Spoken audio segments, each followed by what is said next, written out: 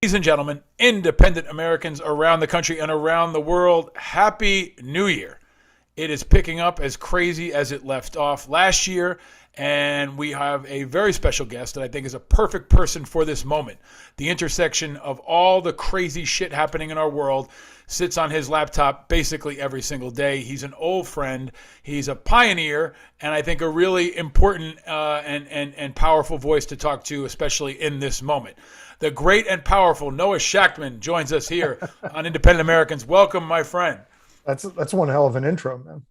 Well, you deserve it, man. First of all, Happy New Year. Happy Thanks.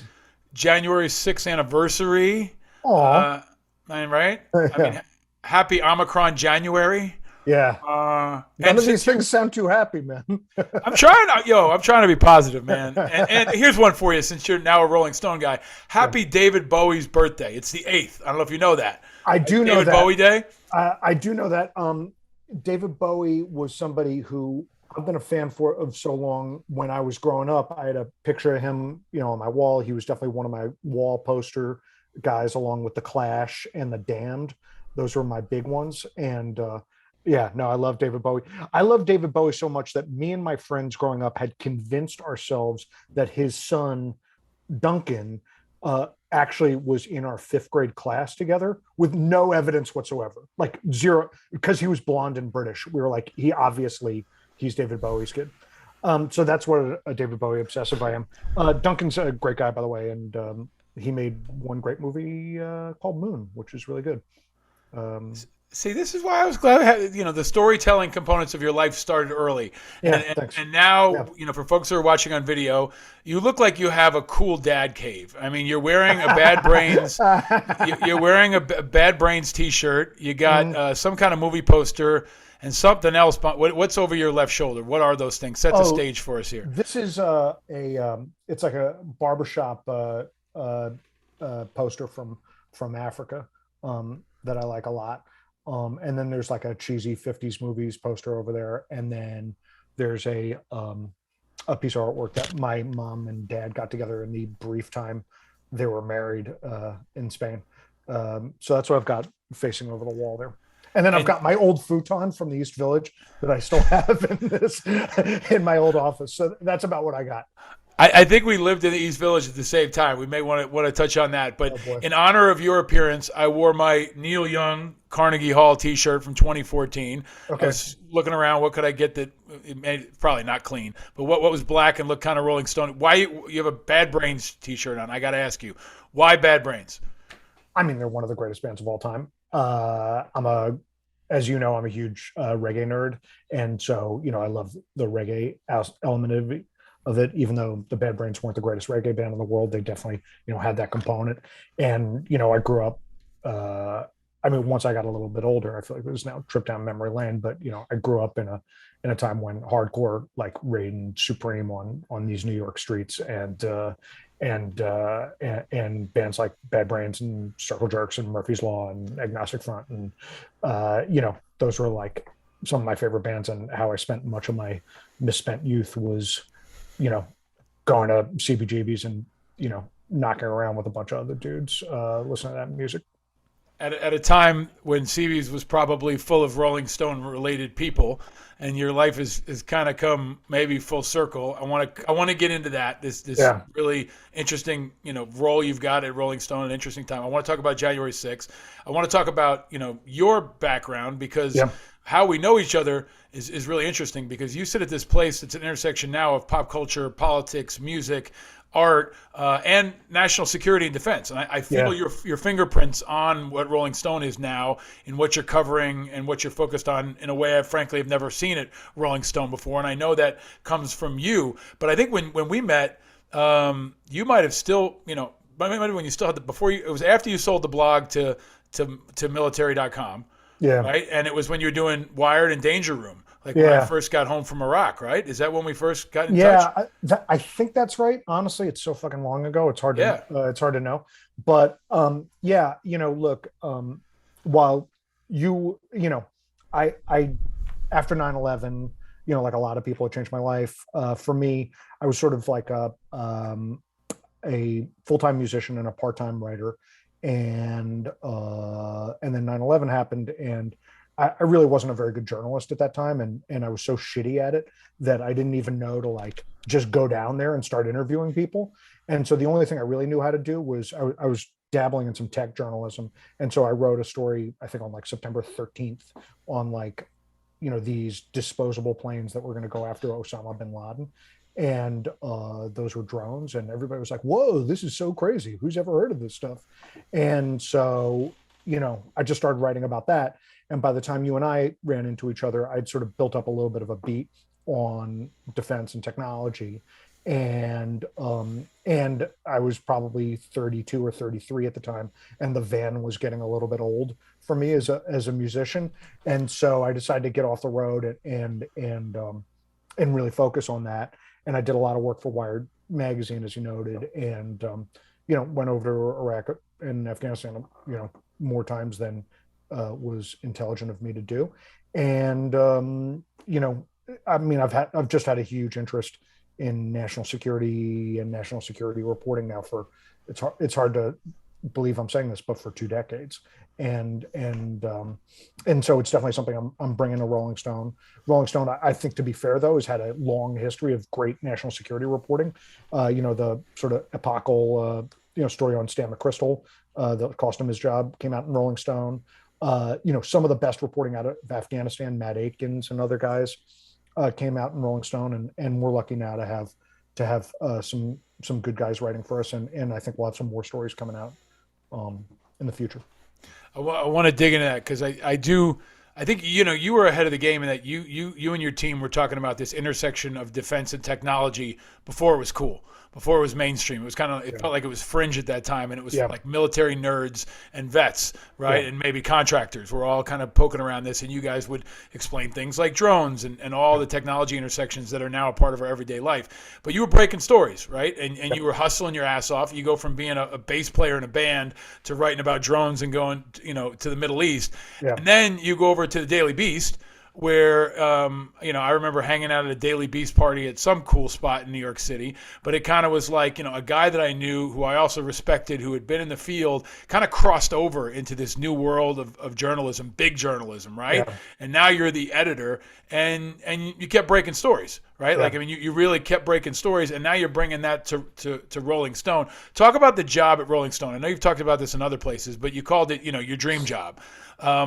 Why do you think this job is important, not just for you, and why is Rolling Stone important? Maybe again, it's almost, to me, it feels like a rebirth of Rolling Stone. With all respect to the past, stuff you mentioned, I'm reading Rolling Stone more than I ever have before. I'm a guy who used to get the magazine. I don't anymore. You're reminding me that I should. But I used to devour Rolling Stone, and I felt like it kind of left my orbit for a little while. And you're bringing it back. So can you talk about this moment for Rolling Stone and your vision for where you want to take it? Yeah. So look, I think when Rolling Stone is good, it's just good for culture. It's just good for the media, and it's just good for music. It's good for hip hop. It's good for rock and roll. It's just like when Rolling Stone's in a healthy place, it's just good for the ecosystem. And so I'm trying to make it good again. Or take it from good to great, I would say is more accurate. And the real goal is to kind of restore Rolling Stone to its rightful place as the Bible of youth culture. And so that's going to mean, you're going to hear a lot about a lot of musicians, Paul, that are way after your time, man. And and you're going to be like, who the fuck is that person? And then you're going to look on, and you're going to be like, wait a minute, they have 40 million followers on Instagram or whatever, and they have the number one tune. So like, for example, we've got someone coming up in the February cover that, like, I would say if you're in the English language pop music world, you're going to be like, who is this guy? In the Spanish language pop music world, it's going to be like a jaw dropper. So, we're going to be taking chances like that. So I think on the music front, I think, we're going to be diving much harder into pop and K-pop and hip hop than we have. We did a lot, but we're going to do more. I think we're going to see a lot more on the internet culture that we all kind of swim in. And then, we're going to go hard on, I'd say small p politics, and the politicians we love to hate. And then, stories like kind of from the edge that you can't get anywhere else. And I think if we sort of get those elements right, we should have one hell of a magazine, one hell of a website. And then we do other stuff too, like crazily, like I didn't realize this until I sort of got started, but we have a almost daily TV show on Twitch, the gaming platform. We've got a big documentary division that's putting out good stuff, and got some events coming up that are going to be really cool too. So it's more than just kind of like the news. It's like I hate to use this term because it sounds so lame, but it's like it's a full blown brand that sort of goes across a lot of different spaces. And the idea really ultimately, it's kind of like what I try to do everywhere I go, is to get you shit that you cannot see, you can't read anywhere else. And, when Rolling Stone is really cooking, it's got a mix of insider access that you don't really get in any other place, and outside perspective, and like, don't give a fuck perspective. And I think, a lot of places that get that access surrender that skeptical eye in order to get that access. Or if you maintain that skepticism, you can't get in. And so we're trying to do something hard, which is trying to do both. So you see that, I don't know if this is part of your core listener demographic here, but like our recent cover on Doja Cat, who's like one of the biggest pop stars in the world, but had never really had a truly skeptical look at her and her association with some pretty bad dudes. And so, she tried to kind of worm out of some of those questions, but we put her on the record, talking about her relationships, about guys like Dr. Luke, the producer that kind of like famously kept Kesha kind of all wrapped up. We talked about a lot of stuff with her that she just hadn't answered before. And it was really her first kind of real profile. And so we're going to be, trying to bring the real fire and the real journalism to folks that maybe haven't had it before or haven't had it in a while. Rolling Stone is a great American institution. I mean, it's a lifestyle brand when it's at its best, right?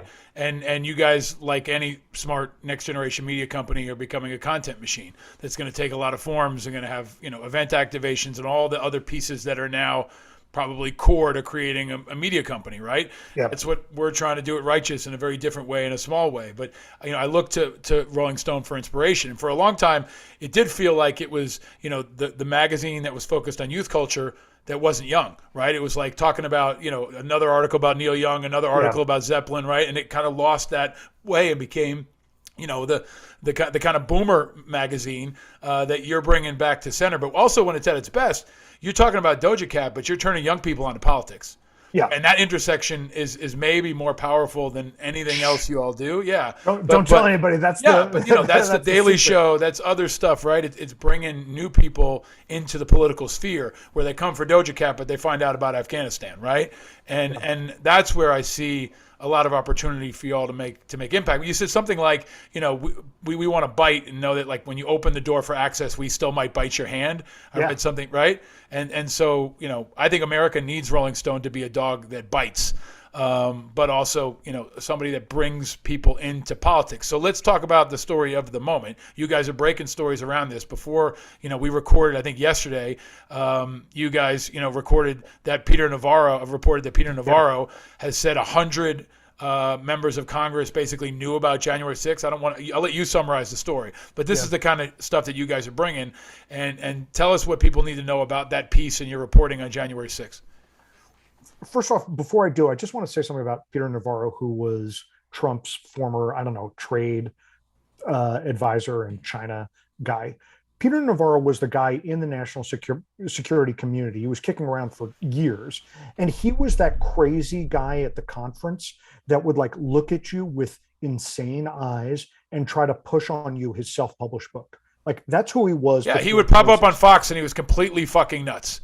Yeah. Completely nuts. Yeah. I mean, so Peter Navarro is look, I don't say this about people with whom I disagree politically. There's plenty of people that I think, can hold different beliefs from me that I don't I'm not trying to disparage, but Peter Navarro is like a legit crazy person. And so it is wild that he held a position of any influence or power, but he did. And so he basically concocted this scheme. He was one of many people that did, to overturn the election. He and Steve Bannon and some others. And so he is in the process of doing something that like is like straight out of Scooby-Doo, like in the last 5 minutes of Scooby-Doo, and he's like revealing the whole plan, and saying I would have gotten away with it if it wasn't for you meddling kids. Right. And so a reporter of ours, Tim Dickinson, you know just basically started running the tape recorder and letting this dude talk, and he talked himself into admitting he was planning a coup.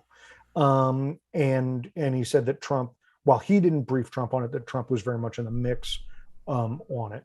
And then he also talked about how Trump had like made sure that every member of Congress had like this stupid ass plan and election fraud quote unquote research at their fingertips.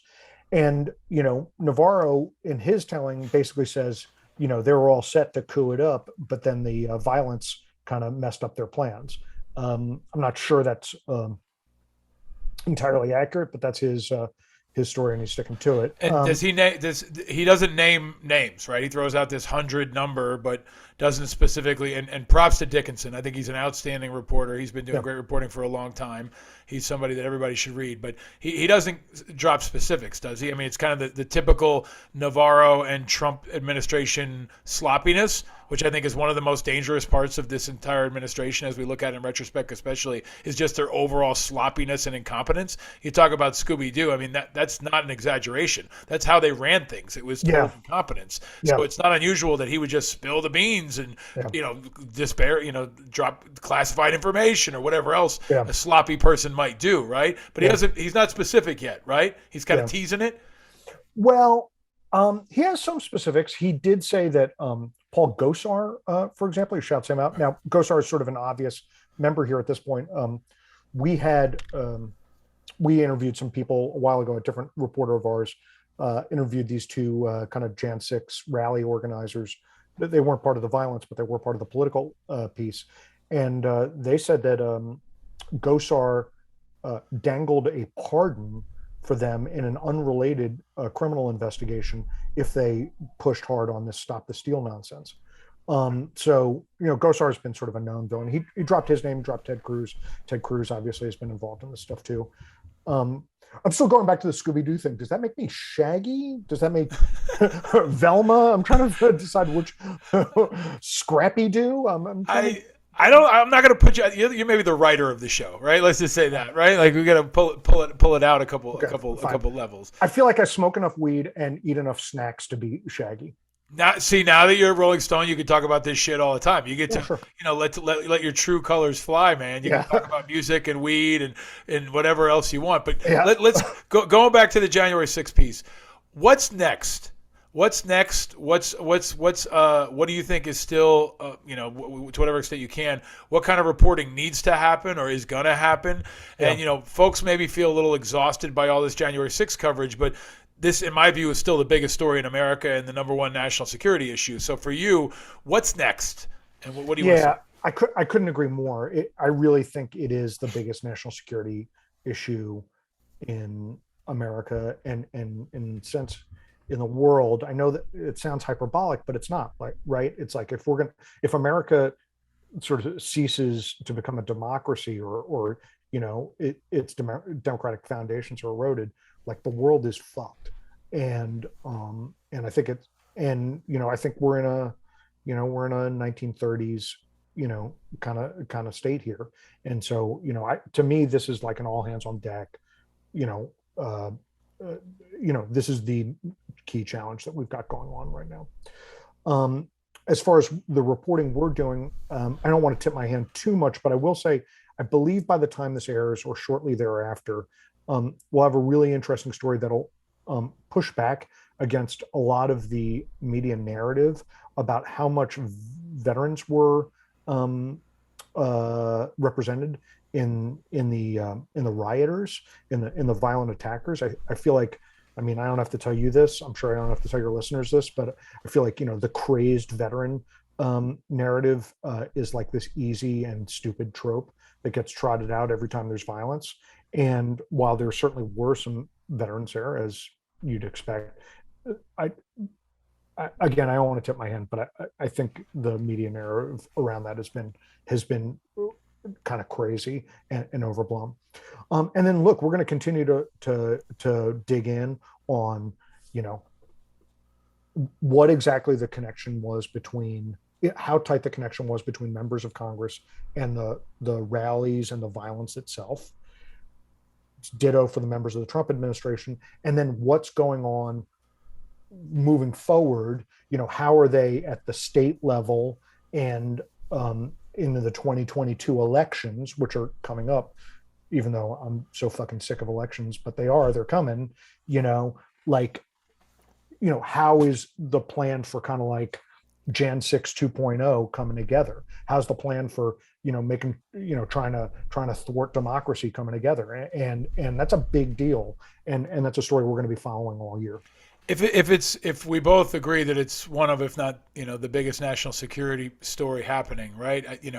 I also see there's a lot of talk about civil war. We've talked about in the show at length how it looks, in my view, more like an American insurgency, right? And there's going to be these pockets and elements that now seem to be localized on school boards and local governments, right? They're going to hit soft targets and they won't always be coordinated. It'll be, I think, in many ways, it could reflect some of what we know about the war on terror. But if that is the number one issue, and you also cover music and politics, are musicians staying away from this? And I hate to say musicians or the music industry, but for a long time, I felt like, especially in the early days when I first met you, people stayed away from Iraq and Afghanistan. There was a small number of Henry Rollinses that, you know, Toby Keiths that went to USO, and a lot of them stayed away because they didn't want to be Janine Garofalo'd, right? And then there was an influx of people who were saying, hey, get out the vote and get out and vax. But January 6th is that careful issue, right? Like if you're a big artist, there's downside to engaging on January 6th. So what do you think about that? And are there artists in particular that you think are engaging on that issue in particular?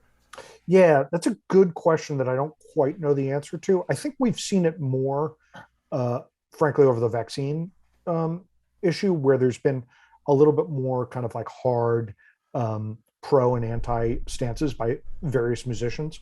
And it's really gotten them sort of locked into certain fan bases or locked out of certain fan bases.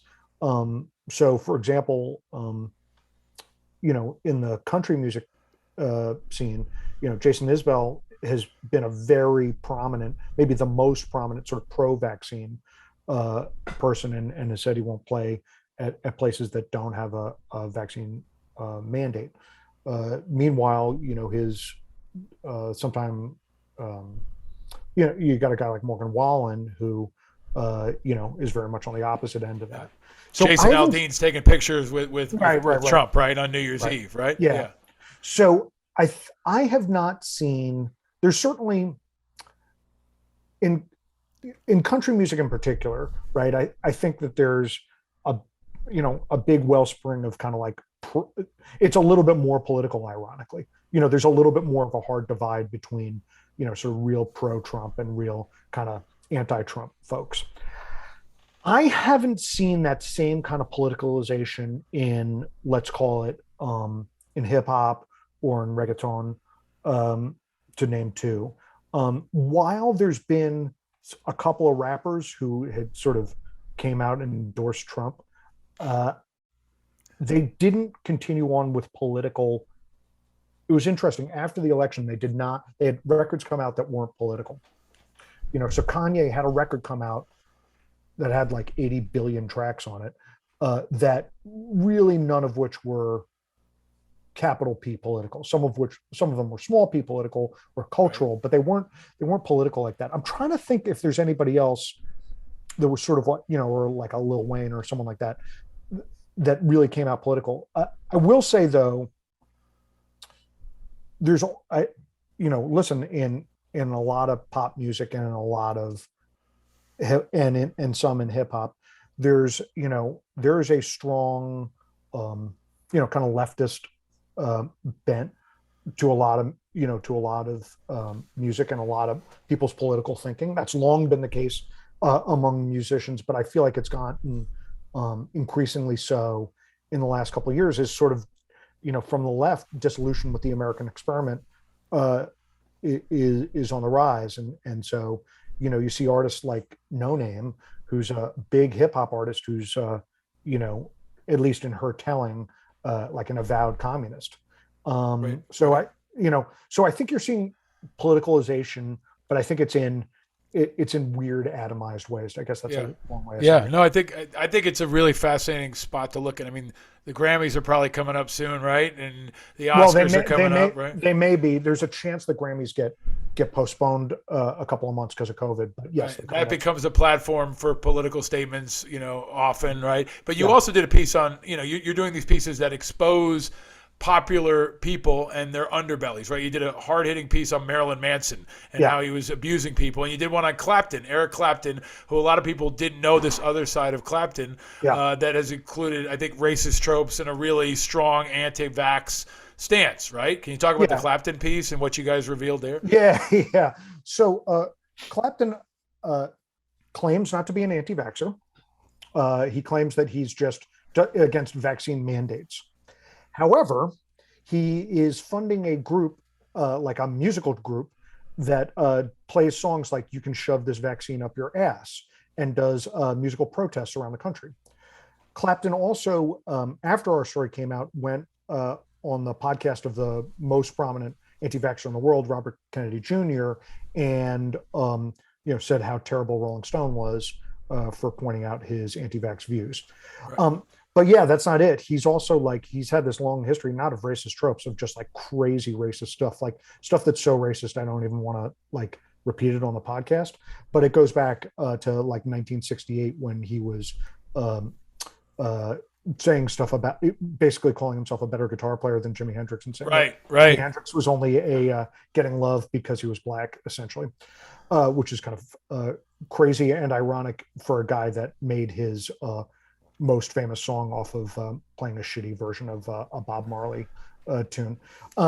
So look, we're going to go after a lot of, this isn't going to come as news to anybody listening to this, but there's a lot of shady characters in the music business. There's shady characters who you've heard of, like a Clapton or like a Marilyn Manson or like a Chris Brown is another great example. And there are shady characters that are more like behind the scenes types. And we're going to be going after both of them. Because in a sense, if not us, then who? You know what I mean?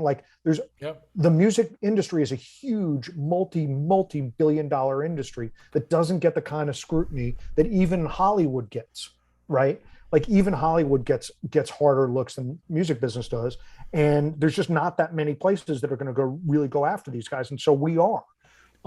And part of that is also to show that we're not afraid to go after folks that may have been lionized by Rolling Stone in the past. And both Marilyn Manson and Eric Clapton were on many covers in the past. And, you're going to see other people that were on Rolling Stone covers back in the day that are going to get the business going forward. And that's just part of our job, is to really cover the music industry, both the people on stage and the people behind it, really hard. As you do this, Rolling Stone, obviously, I remember meeting with Jan Winter when I first got back from Iraq because he wanted to meet me because he had met, Bobby Mueller and he had met the Ron Kovics of the world. Yeah. And I was young into the activism game. Yeah. And we had a meeting in his office. And I remember, it was like a Forrest Gump moment for me, right? I'm like sitting in his office and talking to this guy who's, obviously very influential and powerful, but there's a history of Rolling Stone being left of center, right? It's assumed. Right. How do you cover Biden? How do you cover Biden? How do you cover Kamala Harris? How do you cover the Democrats now and in the days ahead? And what do you think are the big stories there that aren't being covered or that only you guys can cover? Yeah, it's a good question. Again, I don't want to tip my hand too much, but we're bringing in a reporter who starts literally next week, whose job is just to put fire on the Democrats and the left, and that's her whole job is to cover them. So we're not.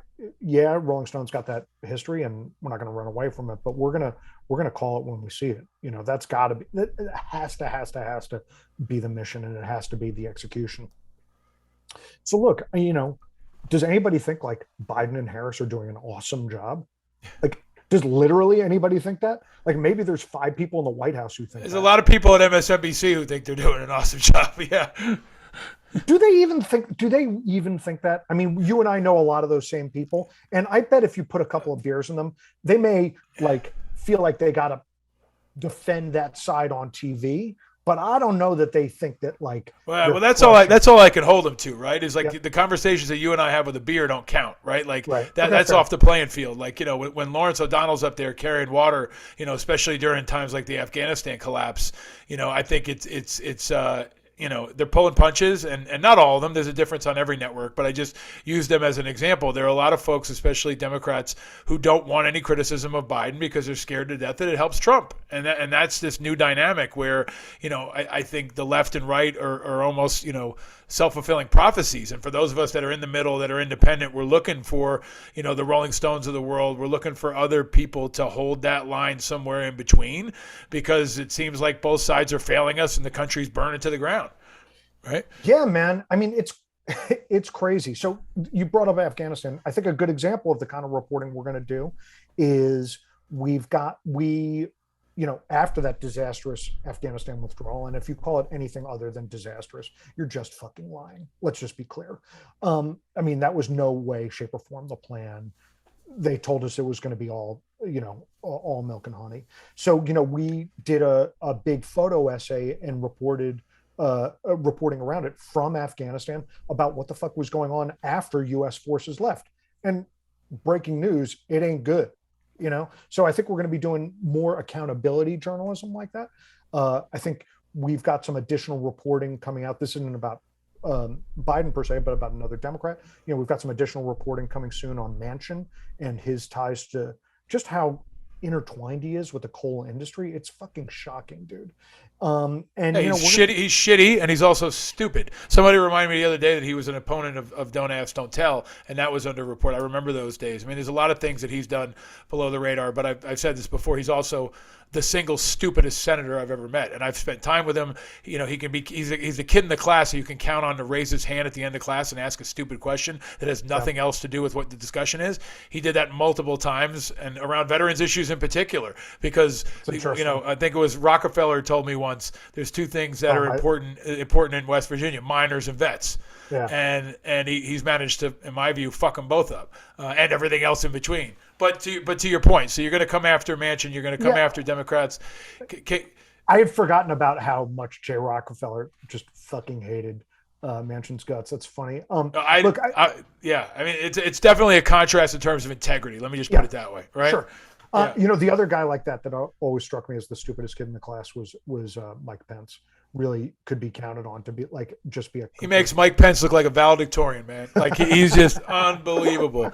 But so to that point, are you guys going to do? I think, correct me if I'm wrong, but I feel like Rolling Stone does endorsements. I remember, you all were on the Obama train before you got there, but the magazine was on the Obama train early. He was I don't know how many times he was on the cover.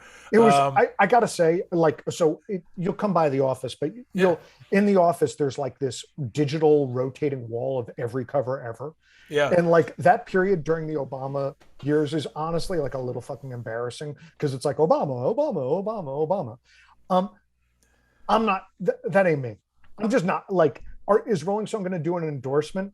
I don't know. I got to think about that hard. But I mean, we've talked about putting, like, should we put Biden on the cover, try to do a Biden cover story this year? And honestly, I don't know, man. I'm not sure I'm like ready because it's not representative of the youth culture. I mean, like definitely not. I could see AOC being on the cover, right? Or right, and she has been. She was a part of a group cover, but like, look, it's more than just that about the youth versus not youth. I'm just not. Rolling Stone covers are generally taken to be celebratory. Right. I'm going to try to change that narrative, but I don't really want to be in a position of like celebrating any of these politicians. Like if there's someone we really want to celebrate, okay, then fine. Let's really celebrate them. But those people are pretty few and far between. And I'd rather be taking shots at these fools rather than bigging them up. So I don't know, man. When we get to 2024, maybe maybe you'll have me back on and call me out for changing my mind. But for right now, I don't know about it. I hope you can join me more often. I hope you can stick around after for a couple of quick fire fun questions for our Patreon members, Yeah. exclusively for them, Sure. because we don't yet have Rolling Stone type money and we got to pay the bills. And Yeah. those folks help us do it. But let me ask you to touch on something that's near and dear to this show: independent politics. Mhm. It seems like there is, if we're talking about youth culture, what I have seen and reported on is the rise in the number of young people who are choosing none of the above, who Yeah. are unaffiliated, who are independent, who are rejecting all parties and a lot of institutions in general. They can buy 100 different microphones on Amazon, but they only get 2 candidates. In a place like New York City, you get 1. Right. So what's your analysis of that? You've been around a long time. How do you see that space and the intersection with this next generation that really says, fuck you to both parties? Yeah, I mean, with good reason, right? What are the alternatives right now? The alternatives are an increasingly authoritarian, bending Republican Party. That's like a non-starter. And then, or, this very mealy, mushy Democratic Party, which seems to, just beg for a kick in the ass. And neither one just, I mean, God, like who wants to be affiliated with either one of those things? So it does feel like there's a lot of room for different kinds of politics and different kinds of alignment, and it's not surprising, and I think it's why it's really important to kind of like call out everybody as they're not living up to their ideals. I'm pitching on a story. I mean, cover more independents because I think that they need the shine, and I think that they're important. We've talked about a lot in the show, and the absence of that, you've got the Adam Kinzingers of the world that are going to try to, maybe fill some of that void. You got the Andrew Yangs who want to rebrand themselves, who are just Democrats trying to change New Jersey. But then you've also got, the Joe Rogans of the world, right? That are filling a void for many people who are, who maybe used to be Rolling Stone listeners, or in another generation would have been. The kind of people want to throw the fuck you to the man. They look around and maybe Joe Rogan is talking to them and connecting with them. So yeah, I think that's a really good point, which is I feel like there's a fuck you to the man that Democrats have become so kind of mealy and so kind of, just lame that if you've got fuck you to the man energy, which I will speak on behalf of you and me, I know we do, like there are actors that are able to appeal to that, just purely to that energy, that are going to find success. And it's not, and especially if they're gifted broadcasters like a Rogan is. I don't agree with a lot of what he's into, although I did love Fear Factor. I thought that show was great. So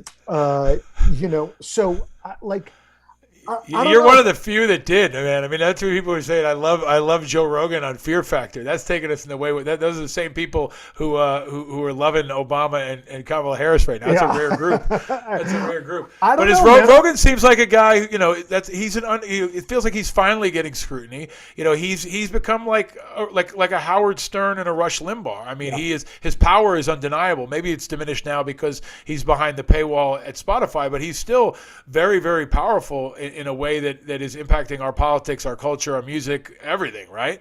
Yeah, 100%. And I feel like there's a lot of actors, not just him, but there's a lot of actors out there that are really trying to appeal to that kind of don't tell me what to do, don't fucking try to overregulate my life energy. And I think that Democrats have to be really careful about losing a lot of folks,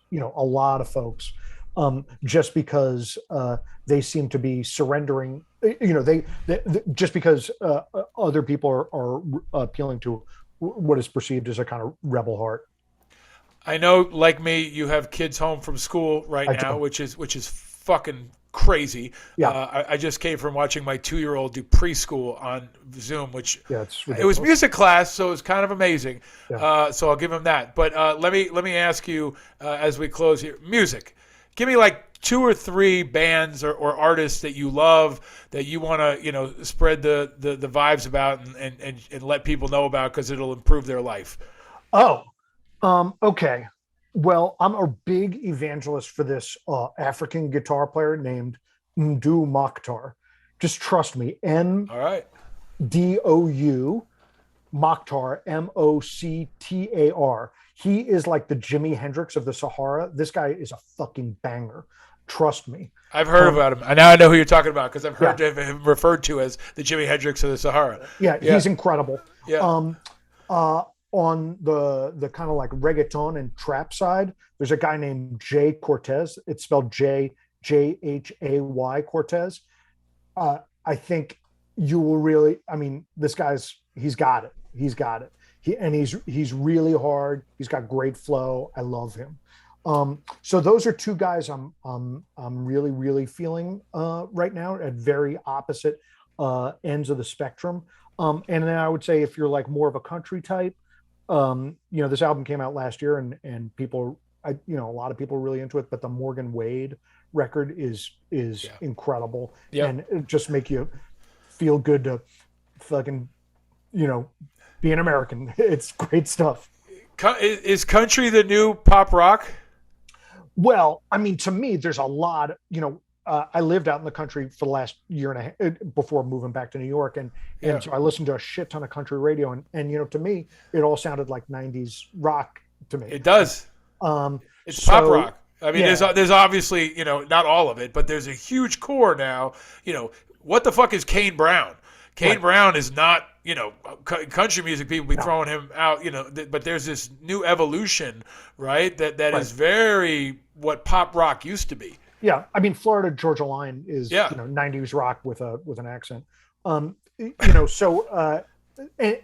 look, in the pop space right now, there's almost no rock and roll, right? I mean, there's sort of like pop artists that occasionally bust out a guitar, like there's Mainskin from Italy. That's it right now, right? Like that. And even that, I mean, for those of us that are rock connoisseurs, I wouldn't say that Mainskin totally scratches that itch. I like Mainskin. I like Mainskin a lot. I don't like the popular song, but like all their shit in Italian, dude. It's got a little like Guns N' Roses in it. There's something there, man. I'm not gonna hate on Mainskin. I've been telling people who don't know, I am a fan of Mainskin. Yeah, no, look, they got some tunes, but look, like you just got to listen to the shit that's not in English. If you're only listening to their English shit, it's like, if you listen to their shit in Italian, it's really good. Nice. And look, Olivia Rodrigo definitely has some rock tunes that are real rock tunes that are good. I'll probably get dunked on for saying this, but I think Machine Gun Kelly has some like actual pop punk tunes that are pretty good. Willow, who believe it or not, like Will Smith's daughter, and Jada Pinkett's daughter, has like one of my favorite songs of last year, which is like just a straight up pop punk tune.